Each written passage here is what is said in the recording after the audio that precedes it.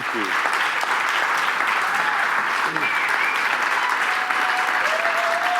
Thank you very much.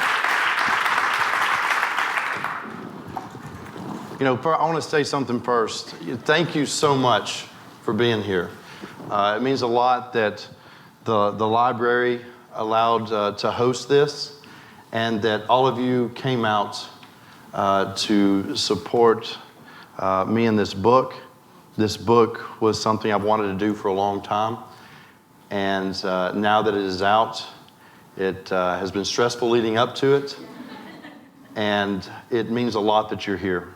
Because honestly, if you'd asked me a week ago that me and my friend Alison would be sitting here doing this, I would have said, oh yeah, I mean 2 or 3 people. So this is incredible. Thank you. I just want to explain why I'm here. So before Noah Galloway was like Noah Galloway, I was just given this assignment. He was on the cover of Men's Health, and they said, this guy who was on our cover, he's going to be on Dancing with the Stars. Can you write about him? And I was like, yeah, whatever. He's probably going to be like, so, you know, he's been on the cover of Men's Health. Now he's on a show. His military heroics are being celebrated all over. I thought, this guy is going to be like the biggest diva. And that was not the case. The first phone call we had, he called me the morning after his first episode, so his first Dancing with the Stars episode, and I was so wrong. He was so nice and just humble, kind. You know, he was a good friend right from the start, and you know, he never felt sorry for himself. He never made any excuses, and that's obviously why we're here to celebrate the book, Living with No Excuses.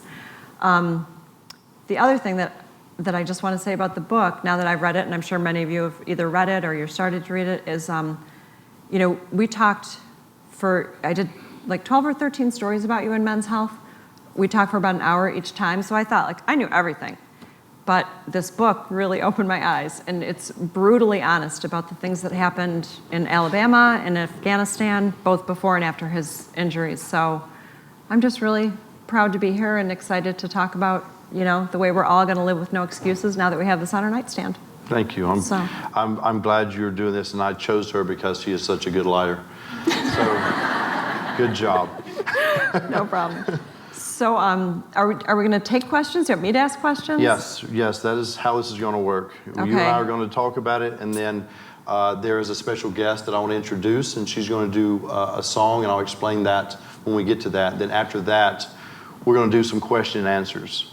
And I want to point something out. I do a lot of speaking.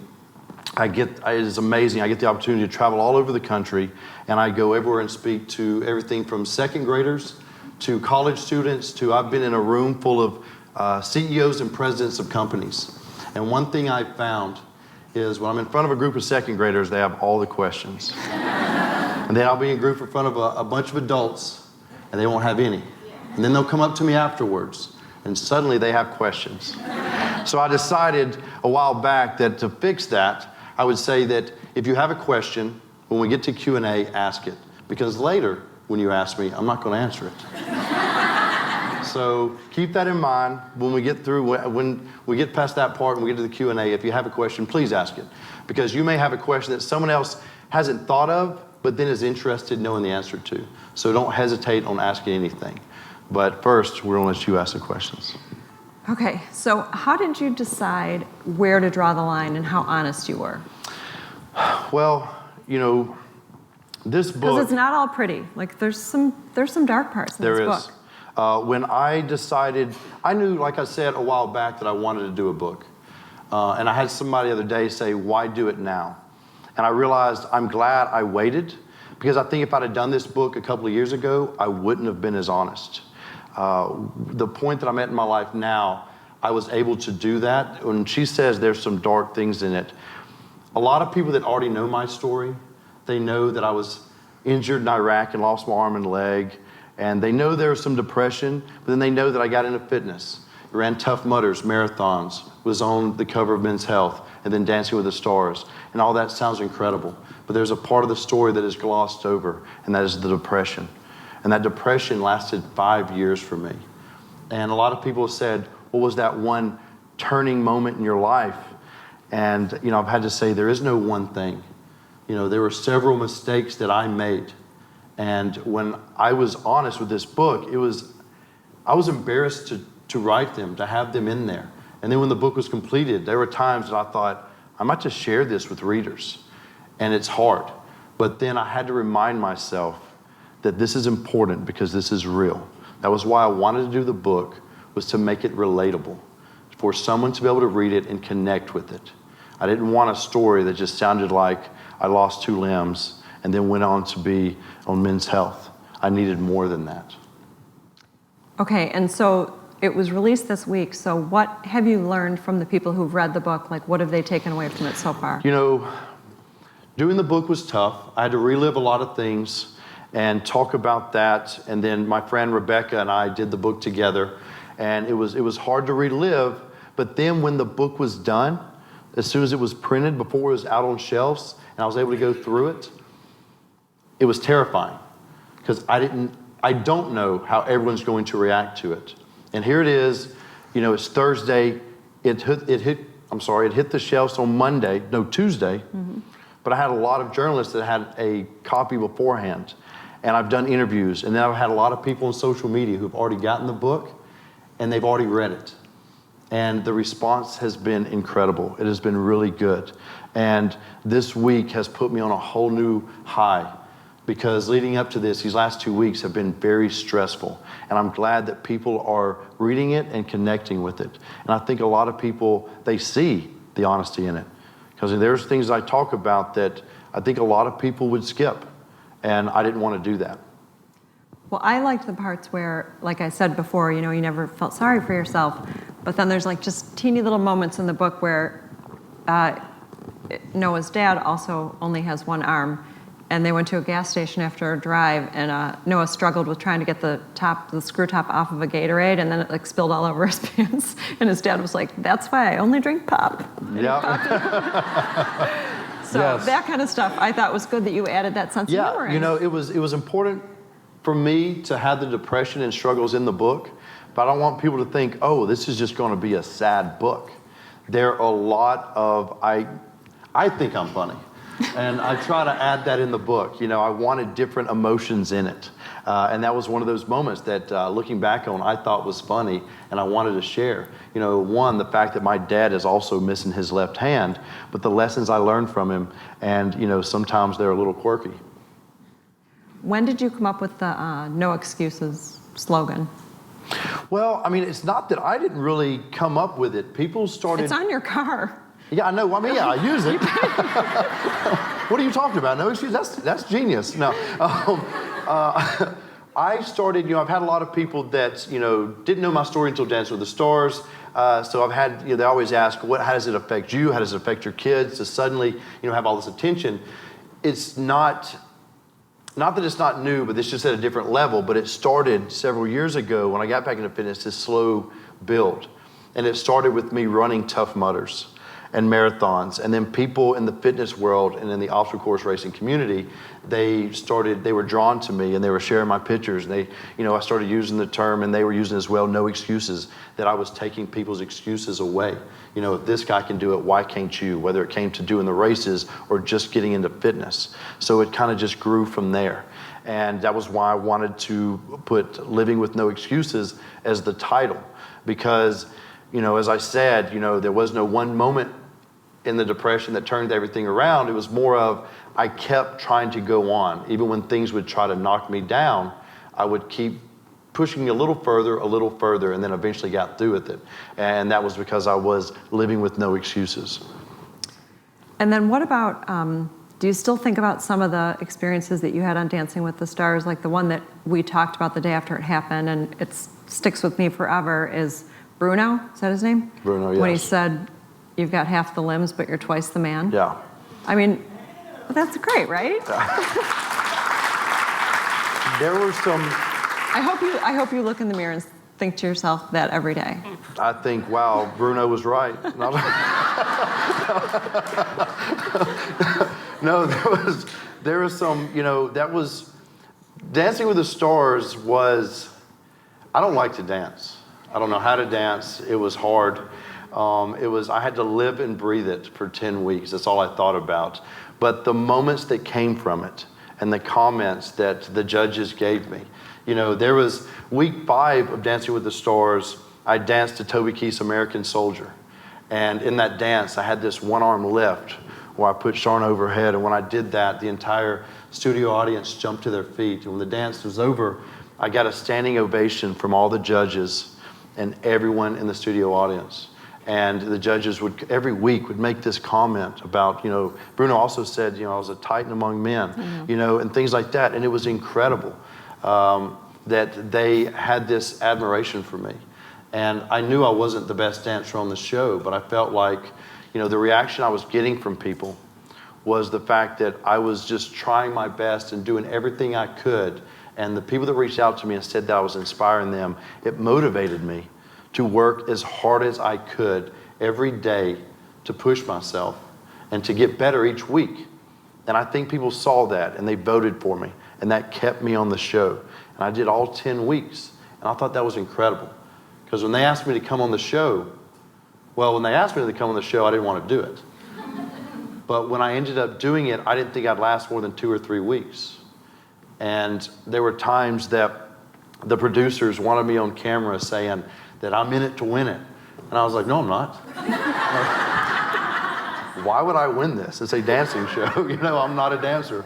But I ended up going and doing all 10 weeks and did every dance. And Shauna Burgess, my dance partner, incredible choreographer and coach and friend, was able to make that happen and tell my story in dance. And I didn't care what place I came in. We went all the way to the end. And it was amazing.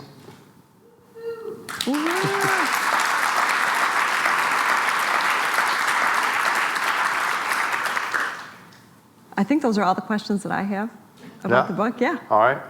Well, so I have a guest here. And before I get into that, I want to kind of give you a little backstory. I have 3 children that are amazing. They're 6, 8, and 11. And they are the center of my world. As when I talk about my depression, there is no one turning moment that got me going again to get back up and out. But there was this constant in my life, and it was my 3 kids. And there was one day that I walked in the living room, and my 3 children are sitting on the couch, 2 boys and a little girl. And it kind of hit me that for my 2 boys, I was showing them what a man is. And that's what they're going to grow up to be. And for my little girl, I was showing her how a man was supposed to be. And that's what she was going to look for one day. And that terrified me. Because I was not being the man that they need to be seeing. And that was a constant reminder as I went through these struggles that I need to be better. I need to be better. I want to be a good father. And that's what drives me every day to be a good father. Because now it's been 10 years since I've been injured. And I've had a lot of incredible things happen. And life is really good. But I constantly remind myself every day to put my kids first. They are my priority. I have offers that come up that I will still turn down because I think about how does this affect my kids and what lessons does this teach them? I've had people say, what are your goals now? What's next? Where do you see yourself in 5 and 10 years? I'm like, I have no idea. Will I still be in the public eye? I don't know. I would like to. I like this attention. I love it. But I don't have to have it. I turn things down if I think it doesn't do right for my kids. So where I hope I am in 5 years and in 10 years is constantly improving as a person to be a better father for my children. Now, thank you. This has been an incredible journey for my kids, and they have been very supportive of me. They have done so much for me.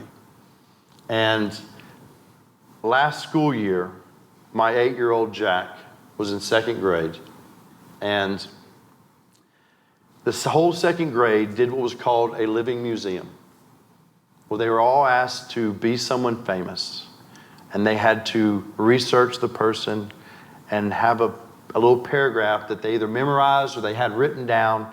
And what happened was all of us parents were invited to the school, and the entire 2nd grade was lined up down all the hallways. And in front of each child, there's these little blue footprints, and you would step on it, and they'd go through their lines of who they were, and they were dressed just like them. And there's all these different people, from Johnny Cash to Abraham Lincoln, all these different people. Well, my son Jack, on his own, decided he wanted to be me. And him and his mother, my ex-wife, and his teacher wrote up his speech, and he memorized it. And I'll never forget being in that hallway and him with his shorts on and his black V-neck shirt on and his digital camo hat. And when I walked up and stood on those blue feet and he did his speech, I wanted to cry like a baby right there. I had to really fight it. It was so amazing that he wanted to portray me in this living museum.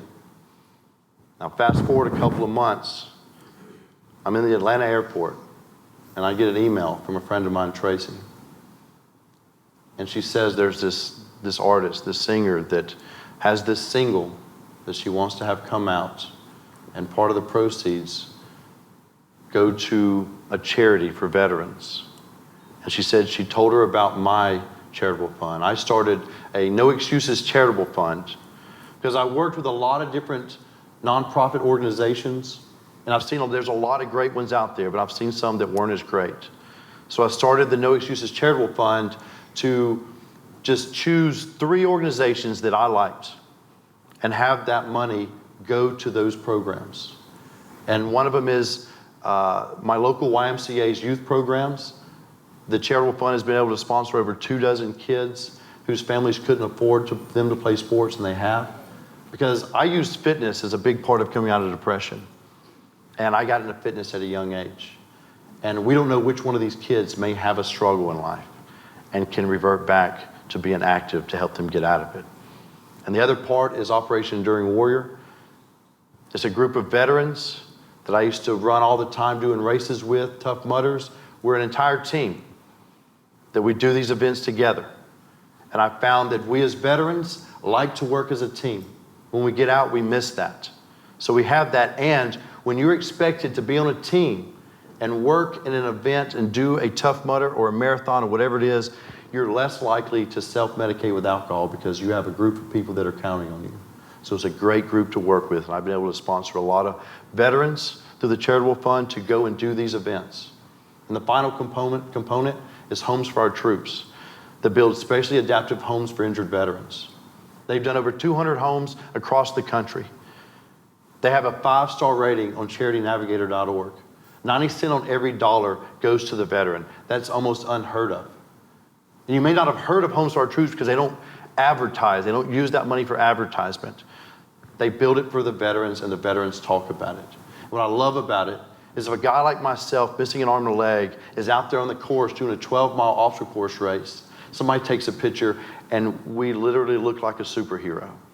But what people don't see is that when you do a 12-mile obstacle course race, or you run a marathon on a prosthetic leg, it causes injuries. And it's easy to get a sore on your stump, and you can't even wear your leg for a couple of days. And to be able to have a home that you can be in a wheelchair, whatever it is, and maneuver around the house safely. What better place to feel comfortable allowing yourself to be vulnerable than in your own home? So those are the 3 components of the charitable fund. Well, like I said, my friend Tracy told this artist about my program, and she sent me a link to the song. Well, this song is called My Superhero, and she's going to perform it, but I got to tell you something about it. As soon as it starts, it talks about a 2nd grade class on Superhero Day and how everyone was dressed as superheroes.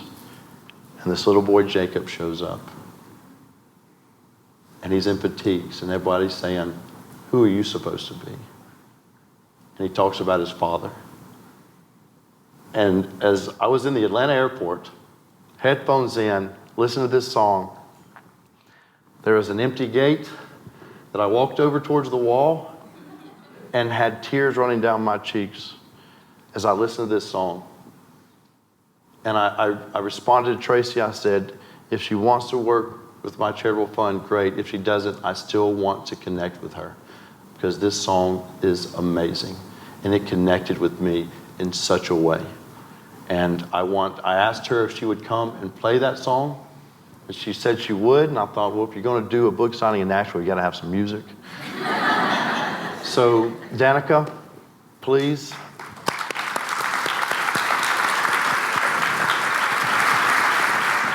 So yeah, I wrote this song. I actually have done 2 military tours. It's kind of what inspired me to write this song. When Noah heard this song, I didn't know his story, he didn't know mine, and the fact that they mirrored each other so much gave us both goosebumps. But yeah, my brother's in the Air Force, and so I've done 2 military tours performing for our troops in Southwest Asia. And I met a young gentleman. He had to have been maybe 21 years old. And we were in Kuwait, and in the middle of our day, he had gotten a phone call that his wife, who was back in Nevada, was about to deliver their first child. And that really stuck with me because we talk about the sacrifices that these men and women make, and sometimes we just throw those buzzwords around without really thinking about what those sacrifices are. And it's stuff like that. And so I've just tried to take a piece of them with me on the road and in my performances. And so this is a song I wrote called My Superhero.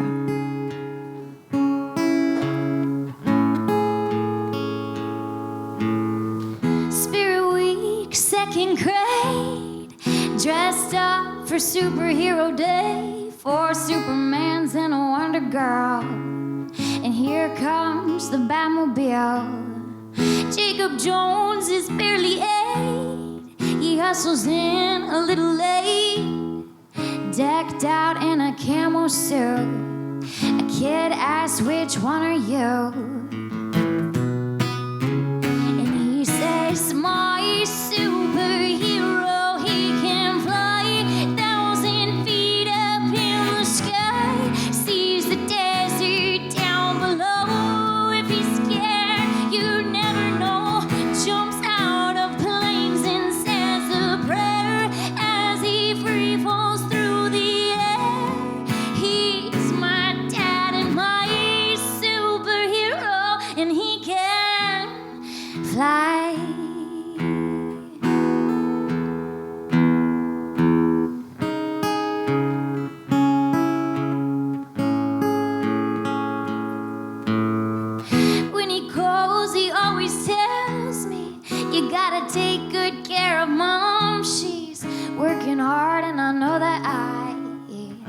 To hug her cause she cries sometimes. He doesn't need a mask or cape to drive those bad guys away. I can't wait till I get to see him. When I grow up, I'm gonna be him.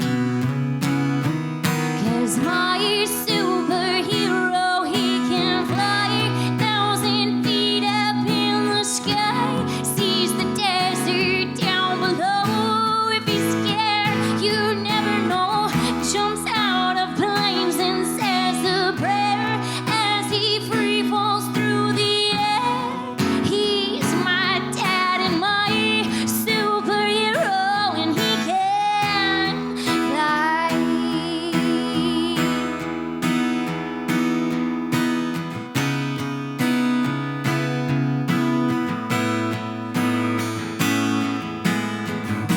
He wears a bracelet that I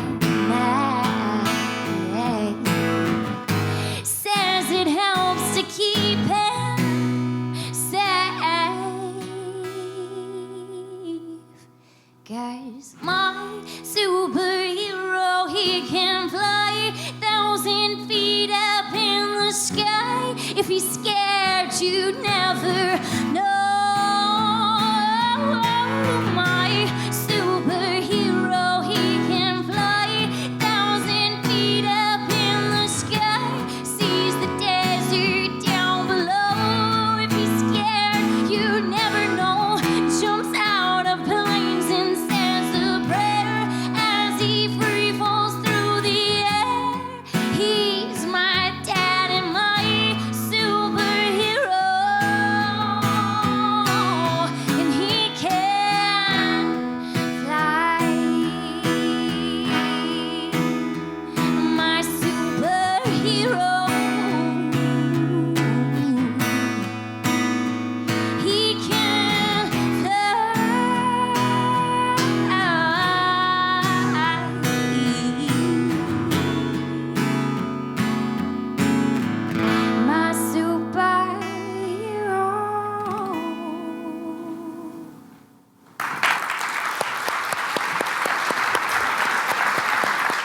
like I said, so she ended up partnering up with my charitable fund with that song. If you buy it on iTunes, a large part of the proceeds go to that charitable fund that go to those 3 organizations that I was talking about. So I was glad she was able to come and share that with y'all.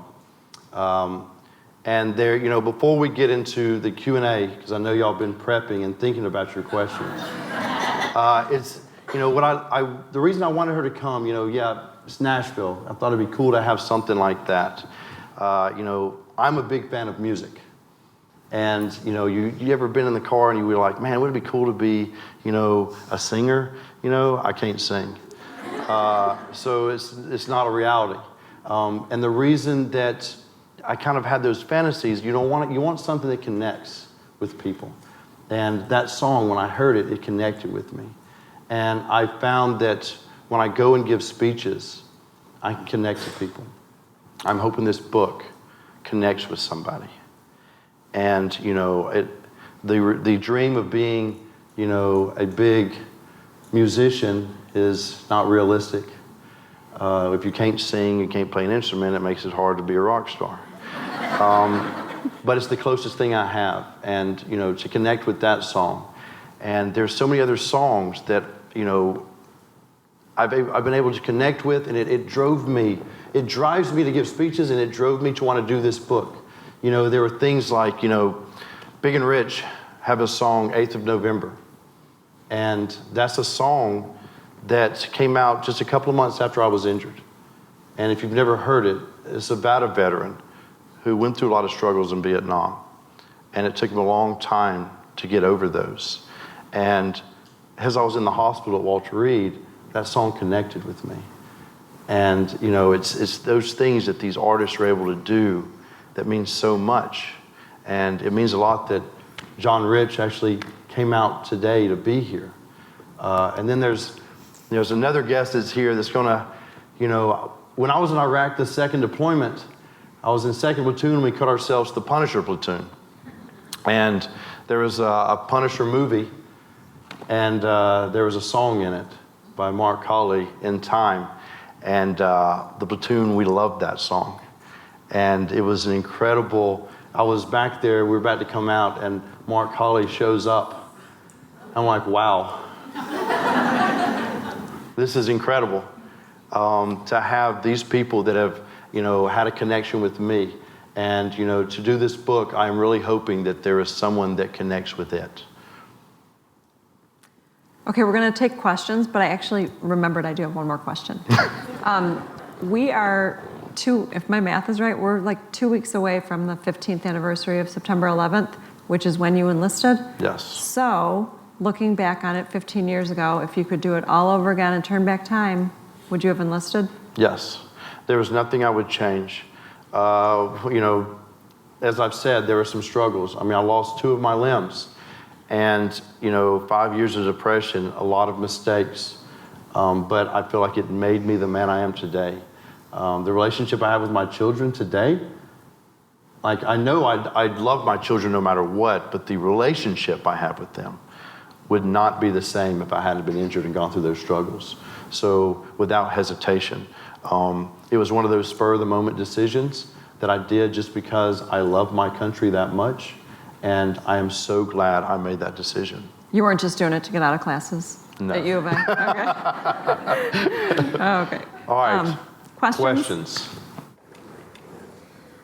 First of all, I want to thank you for bringing her for the song. I am a daughter of a combat vet, OIF, and a lot of that resonated with me, so thank you. Now, my question is, I am getting my PhD in counseling psychology with a specialization in military psych. Wrote down my question. Is there anything you would like to share with civilians working with combat veterans in terms of mental health care? When it comes to mental health care, I feel like we've come a long way in understanding depression, but we still have a long way to go. And with veterans, I think this is not just with veterans, but I know with veterans there's a lot of this. A lot of we're tough, we're macho. The men and the women. We went to the military. We're a group of men and women that are willing to give up life and limb for this country. And even though the military really wants people to be able to open up, when you're with your squad, your team, your platoon, there's not all of that. And it's hard to let that guard down.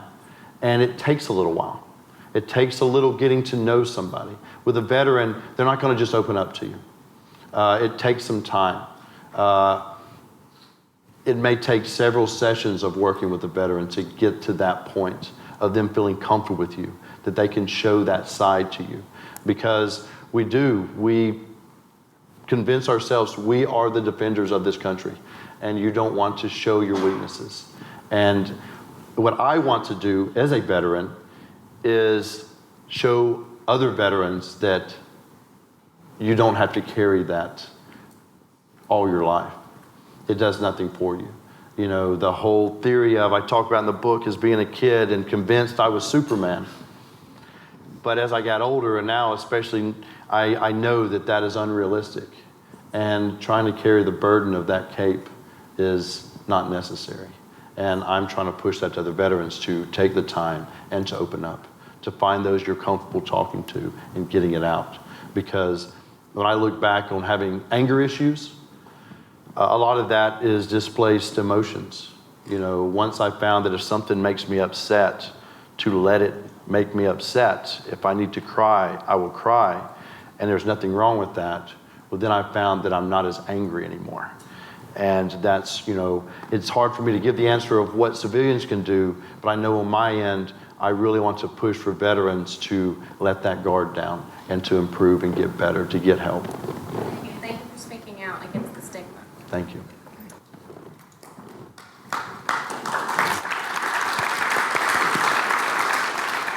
So mine it's not a question, it's almost a statement. I want to tell you one thing.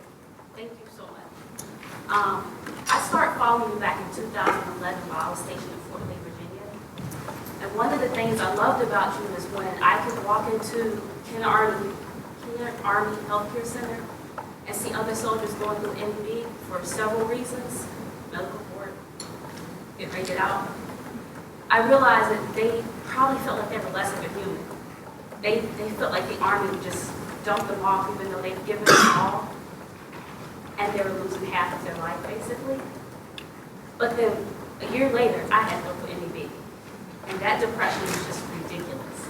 And you spend so much time thinking, how can I give back? How can I truly lead from the front like they're taught to? You can't. But after I got out, I got severely depressed. I started following you again. I was following you before I got out, and I started following you again, and I was like, if he can do it, I can do it. I came down here to Nashville, and I started CrossFit because of you. I started running because of you. I started doing the Army 10 mile because of you. Because if he can do it, I can do it. So I just thank you.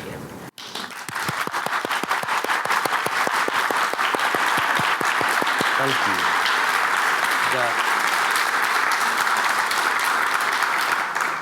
That means so much to me. To hear that. My goal has never been to try to. Not that I was against it, but my goal was never to encourage people to do more, to push harder. Just like I said, my goal has always been to be a better father and push myself.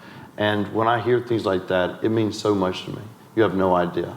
That means a lot. And and I do understand, because I've been there and I've talked to other veterans that, it's hard to get out of the military and then go into the civilian world. It's not that, it's realistically, it's not that hard. It's the mindset. And I think that other people experience it. It's not just the military. When a lot of times people have this goal, they see what their future is, then something happens. They either have to get out of the military or something, or they end up getting out, or they lose that future of what they saw, and then they're confused and don't know what to do. And a lot of veterans deal with that when they get out and they don't know what to do. They may have spent a few years in the military, and suddenly they're like, well, what do I do now? Where do I work? Do I go to school? Do I not go to school? They're not teenagers anymore, and they've experienced so much of life in combat. And it is hard, and it does lead to depression. And I'm glad that, you got through that, and your words, that means a lot. Thank you. Thank you for being here, and thank you for telling your story, and certainly thank you for your service. I was wondering if you could talk a little bit about your recovery with physical therapy from the time you were injured to today? My recovery, the physical therapy part, so I was a bit of a jerk at Walter Reed. I'm very stubborn and hard-headed. I didn't want to go to physical therapy. I wanted to do everything on my own. And at the time, that made more sense to me. I wanted to get out and push myself and challenge myself. But when I look back, I see that I did that all wrong. In fact, I feel like my depression may not have been as bad or went as long if I'd have hung around, because Walter Reed is this amazing facility with the best physical therapists, occupational therapists, doctors, prosthetists, and all these great nonprofits that are there to help the veterans and to transition into civilian life, do everything they can to help. And I didn't want anything to do with it. And that just prolonged as I was in this denial of my depression. So the physical therapy was at first me just trying to push myself. And then because I didn't get that extra help, it kind of just stopped and I went out of it. And it was then, years later, that I decided to get back into shape. I changed my eating habits and I decided to get back into fitness. And I joined a gym, a 24-hour gym. I'd go in late at night when nobody was there, and I had to figure out ways to work out. How was I work out my right side? How was I work out my left side? What I figured out was I could use an ankle strap on my arm, hook it to a cable machine. I could work my chest, my shoulder, and my back. Then I got a running leg, and I started running. And I started doing more to push myself. And as I started to get into better shape, everything started to, my gait as I walked improved. Everything got better. I got used to, doing things with one hand. I get the question all the time, why don't you wear a prosthetic arm? For the first year, I refused to. And there's this window they say is closing. If you don't start wearing something, you're not going to. It's harder to transition. And the fact that my dad never wore an arm, I didn't want to wear an arm. So the first year I didn't. Then after that year and I moved back to Alabama, I would wear one just to feel like I fit in, but I never used it. So I didn't do anything with it, I just wore it. And then when I got back into shape, I felt comfortable with myself and I quit wearing it. And I'd adapted to doing things with one hand. And then one thing that I found is it was very interesting to have happen while I was on Dancing with the Stars. About 8 weeks in, several of my friends noticed that I walked and moved even better. And I was doing an interview, Sharna and I, and something was said, and I said, yeah, because of the dancing that Sharna has taught me, I walk better than I used to. And she looked at me, because I'd forgotten to tell her that. So in this live interview, I bring it up. And I said, yes, because of you, I've improved with my physicality. And it was really interesting that dance did that.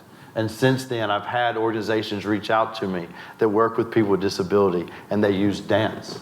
And it is incredible.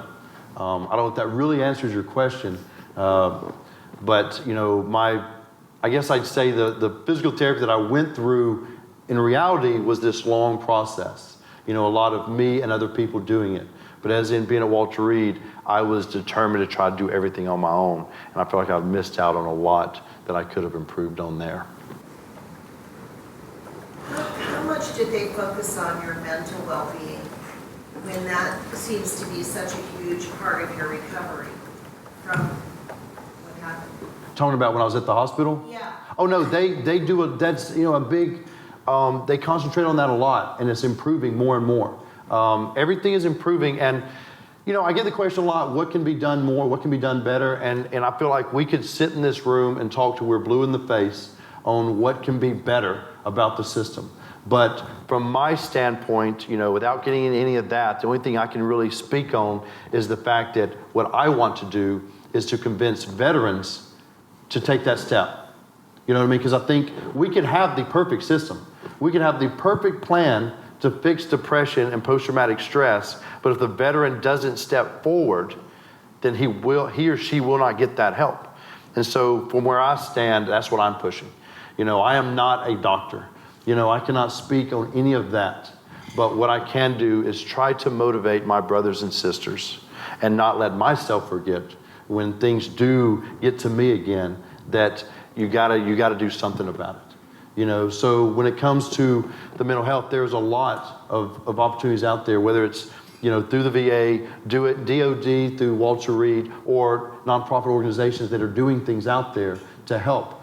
And if there is an issue, You know, if we get into talking about the VA and saying, well, there's some problems there, well, I remind buddies of mine all the time, well, are you in the VA? You know, are you there? Well, you know, because if there's a problem and you're involved, believe it or not, you can say something about it. You know, it's hard to complain about something if you're not there and you don't have a solution, if you can't sit down and talk about it. Because I think they'd be surprised that we can change things. Because Having a gym membership. and not going to the gym. Yeah. Exactly. You know, and what I feel like is, you know, talking to a lot of Vietnam veterans, there was a lot of, from Vietnam to now, you know, there's been a lot of changes in the VA. And that's because Vietnam veterans fought to make that happen. And I don't want my generation to forget about that or forget about the generations in front of us. We've got, if we're going to make it better, we got to be in there, we got to make it happen. I think this guy's been waiting to ask a question. Oh, yes. My name is Jackson, and I have 2 questions for you. All right. First one, what was your favorite week that you did when you were on Dancing with the Stars? All right, the first one was my favorite week on Dancing with the Stars.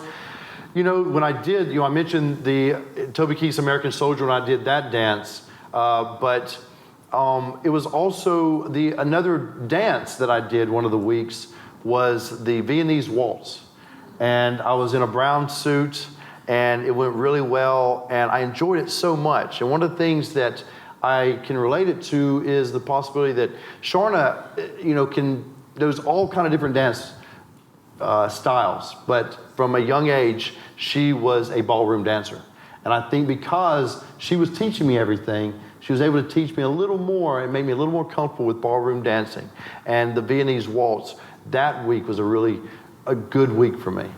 So my other question, how was it living with missing 2 limbs? What's it like missing 2 limbs? You know, it's interesting. You know, several years ago it was tough. I mean, it was hard. There was a lot of learning to do different things. But now, 10 years, I've learned to adapt. And I've either figured out how to do things a different way, or I've found that, you know what, that's something that is just not worth the trouble. An example I like to give, my little girl, Ryan, loves pickles.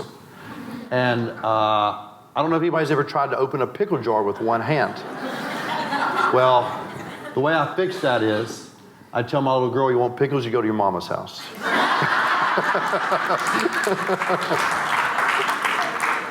Thank you, Jackson. My name is Lena, and thank you so much. My son lost his leg in a motorcycle accident. It's been over 6 years ago, and he has been really struggling. And I guess my question is, what's a healthy way for me to support him? He's definitely in that depression part, and I think he's starting to come around. How can the families support the veterans, my son? People? Yes. Yeah. You know, well, the first thing that came to my mind as you asked that is, and it came to my mind, but at the same time I'm thinking, okay, you didn't have to find that, but, you know, there's so many other amputees out there. And I guarantee there's some local to where y'all are, if you're around here, that are doing things. And what I found was interesting, when I got injured and, you know, working with other people with disabilities, a doctor could tell me whatever they needed to tell me. And, you know, yeah, it would be the right thing. But at the same time, I'd look at them like, you have no idea you have all your limbs. But then my father, being an amputee, who was nowhere near a doctor, I wouldn't let him do any type of work on me, did connect to me, was able to tell me things, and I understood it because I knew he'd been through it. And that's the first thing that crossed my mind when you said that, is if you can connect him with somebody locally who's been there, done that, you know, and it is an amputee, then they can talk and he can help guide him through that. Now, 6 years sounds like a long time, but that was around the time that I was still, you know, coming out of mine. So hopefully things do look up And, if you could connect him with somebody, show him, that there are other people out there that are doing incredible things, that, life isn't about that leg. There is so much more. How long did it take you to get used to the prosthetic leg? To the prosthetic leg, the first day that I tried it on, I couldn't wait to put it on. I said, I can't wait to walk. And they said, well, we're just going to try to get it on you. But that first day that I put this leg on, they helped me. They put this belt around you. The physical therapist is holding the belt. I'm in the parallel bars, and I'm walking, and we're going back and forth. And I said, I think I got it. And he let go, and I'm still holding on the bar. And I kept walking back and forth until I could let go of that bar. That was where my being stubborn came in handy. I wanted to walk, and I walked back and forth in those parallel bars probably 100 times. And it was something that I was determined to do. Now, when I told you I didn't go to physical therapy, as I'd walk around with that prosthetic leg, my physical therapist would see me in the hallway, and he would spot check me. And he would say things to really let me know, you should probably come to physical therapy. We can help you with these. But he'd see me, and he'd point it out one day. He's like, you're staring at your feet, and your shirt's not wrinkling. You're walking like a robot. Because I was just staring at my feet, just trying to walk. And he said, your right hand should be reaching out to your left foot, and vice versa. You should be moving, your shirt should be wrinkling. I was like, okay, I got you. So then I started walking around trying to improve. And then I got to where I would get behind people and try to mimic their walking. Now, I'm at Walter Reed, so I had to make sure it was another guy that probably had both their legs. Because I may end up with somebody that's missing both of theirs, and I end up walking funny. So I had to be cautious, but it was, I was determined to walk well on this leg. So, like I talked about the fact that I didn't want to wear an arm, never learned to work with it. There was a week in Dance with the Stars that Sharna wanted me to wear an arm. My prosthetist showed her this incredible hand that would close, and she wanted us to come together and the hand closed on hers. And I explained to her it's electronic, it may not work on live television. And then I explained to her, I'm trying to learn how to use this arm and learn this dance. It was very stressful, and I didn't want to disappoint her. So I never really said anything, but I got mad. And they showed on the video me throw the arm, And then thankfully, Sharna was like, you know what? Let's not do the arm. So, the leg was a lot easier because it was necessary to be mobile. The arm wasn't. So, hi, I'm Naima. I'm going to ask two questions, one on behalf of somebody who's too afraid to, but I went to school for dance, and I understand how challenging it can be. And so my question is, what were the greatest challenges when you were on Dancing with the Stars? And the other question is, how long did you have to rehearse? Because I can't imagine 10 weeks of having to, find that movement. And you clearly had an affinity for movement, but what were the challenges? What were the greatest challenges, and how long did you? The challenges were having to dance. Because I knew nothing about dance, still don't. And it was very challenging to try to pick those things up in a short amount of time. I've had people say, well, now you know how to dance. I'm like, no, I don't. I know a minute and a half of one song that I can only do with one particular person. Other than that, that's it.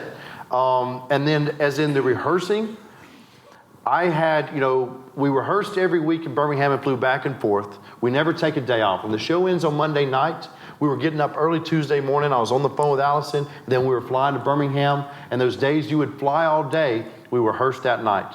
And then we rehearsed the next day and the next. Because when the show ends on Monday, you're prepping the next dance. She's trying to put it together. All we have is the music and the dance style. And she's trying to create it with me and us learn it and be able to do it live on television in front of 50 million people on Monday night. Well, thank you. I remember when we got to the second half of the season, suddenly we had to learn 2 dances. I was like, are you serious? And then the last 2 weeks, I actually stayed in LA. And thankfully, Sharna had a great work ethic. And I had there's a rehearsal dance studio in LA that everyone uses, and there's a guard. And he made sure nobody would come in, the press and everything would stand out in the street, and you could walk out there to them. They weren't allowed to come in the parking lot and to come into the studio. Well, he had told me, he said, we spent more time in the rehearsal studio than anyone he'd ever seen. We'd get there at 8 o'clock in the morning. Somebody'd bring me lunch in the dance studio. I'd eat in there as we were rehearsing. Somebody'd bring me dinner. I would eat in the rehearsal studio, then we'd keep going, and most nights we went until midnight. Then I'd go get some sleep, get back up and do it again. And when I say dance was all I thought about, I was with my girlfriend Jamie, and she said I would talk about dancing in my sleep. And it got so much in my head that a week after the show ended, I was at my house in my bed, woke up at about 2 o'clock in the morning, stressed out, couldn't remember my dance. I was like, what's the dance? What's the song? Couldn't think about it, and I realized, oh, it's over.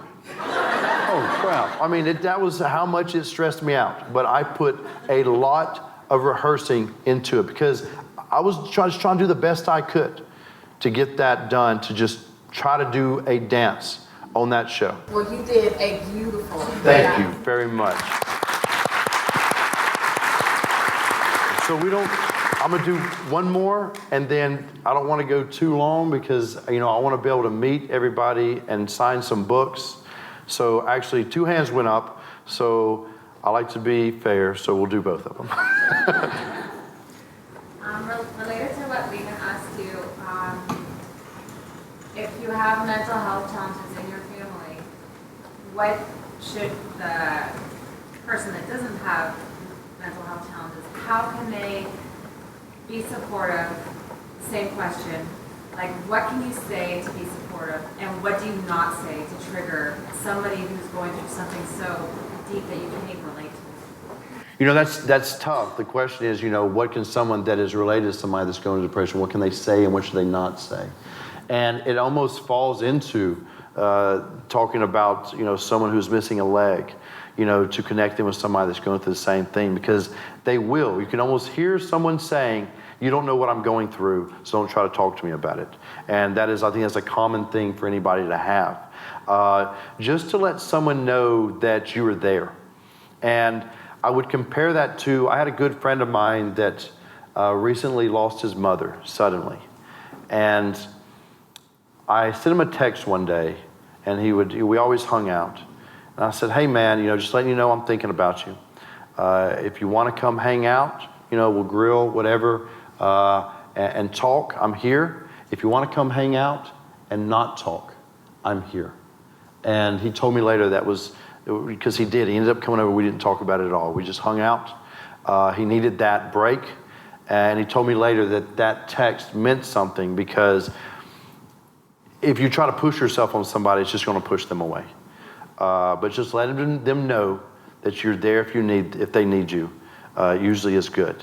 And then maybe trying to connect them with somebody that's going through the similar thing, because they'll probably open up more to that person than to you. So, like for a partner,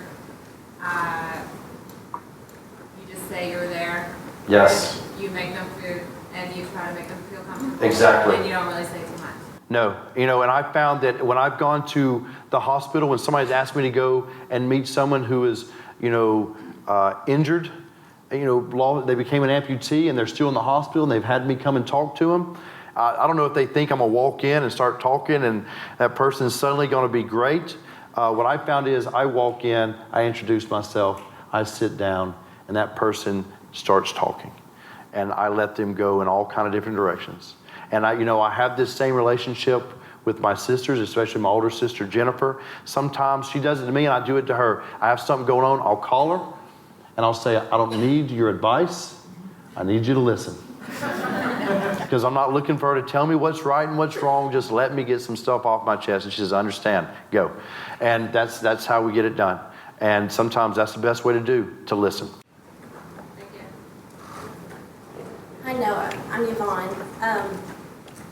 We watched you on Dancing with the Stars, and I've just had 6 weeks non-weight bearing on my hip, and I have to say, I said, how did Noah do that on Dancing with the Stars?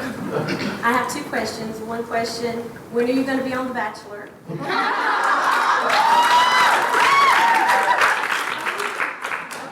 Oh, you want to know? Okay. All right, so here's the thing. So if I were on The Bachelor, it'd be the worst season ever. because I would be the first person to look at those women who came on television to find love, and I'd say, this is all fake. I don't want any of you. So it'd be one episode and it'd be over. All right, second question. Second question is, we have an 18-year-old son that graduated with honors from high school in May, and he's finishing up the first phase at Marine Corps recruit training in Parris Island, South Carolina. Oh, wow. I can't believe my kid would have the courage to do that, and all the other kids that looked 14 at MEPS doing it the day he left. But how would you encourage these kids? I mean, they have the fire, but what would you say to encourage that generation to join the military? To join the military, or those who have already joined? Well, just what encouragement would you give them as they're starting out? As they're starting out. If I were in a room full of new recruits, I would say welcome to the family. This is because they are going to find that they're in a brother and sisterhood that is like no other. And they're going to love it as much as they'll hate it. But there is a connection, and that they are of the minority of this country that is willing to give up life and limb, and they are incredible human beings. And that I know I and everyone here and everyone else is thankful for that.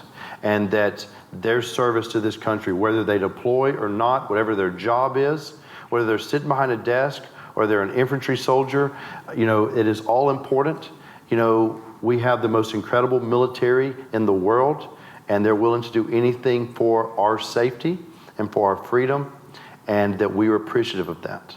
And that is what I would tell a group of men and women if I was right in front of some new recruits.